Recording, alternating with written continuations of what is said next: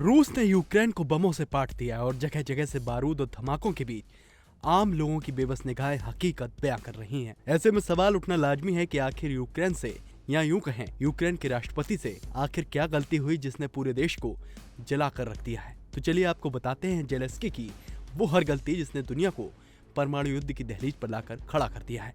लेकिन उससे पहले आपने अगर हमारे चैनल को सब्सक्राइब नहीं किया है तो पहली फुर्सत में चैनल को सब्सक्राइब करिए, वीडियो को लाइक करिए और शेयर करिए।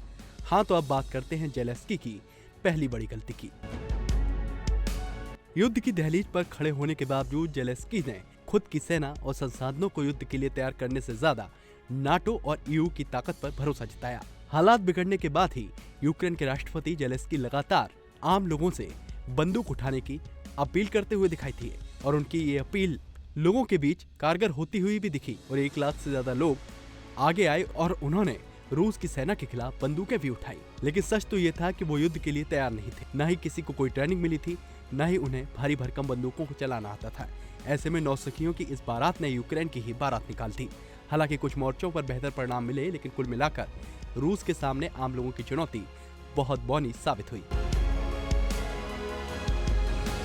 जब यूक्रेन को कई सालों से पता था कि वो रूस की आंखों में खटक रहा है, तो यूक्रेन ने मुश्किल वक्त के लिए गोरिल्ला आर्मी तैयार क्यों नहीं की। ये यूक्रेन की सबसे बड़ी चूक साबित हो रही है, क्योंकि राष्ट्रपति जेलेंस्की को फिनलैंड जैसे छोटे देश से भी सीखना चाहिए था, जिसने 80 साल पहले आम नागरिकों के दम पर 3 महीने तक सोवियत संघ यानी कि तब के रूस की पूरी आर्मी को टक्कर दी थी।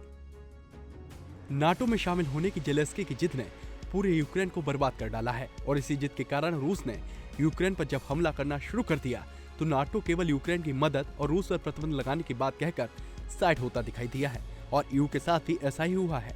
यूक्रेन आज जिस बर्बादी से गुजर रहा है उसकी ऐसी हालत नहीं होती अगर उसने 1994 में अपने परमाणु कार्यक्रम को ठंडे बस्ते में न डाल दिया होता, वो भी तब जब वो परमाणु हथियारों के मामले में दुनिया में उस वक्त तीसरे नंबर पर था। और यूक्रेन ने यह फैसला सिर्फ इसलिए लिया था क्योंकि तब अमेरिका, ब्रिटेन और रूस ने उसे मुश्किल दौर में सुरक्षा की गारंटी दी थी।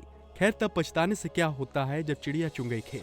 बहरहाल सच सिर्फ इतना है कि यूक्रेन की सरकारों और नेताओं की गलतियों की सजा आज यूक्रेन के आम नागरिक भुगत रहे हैं।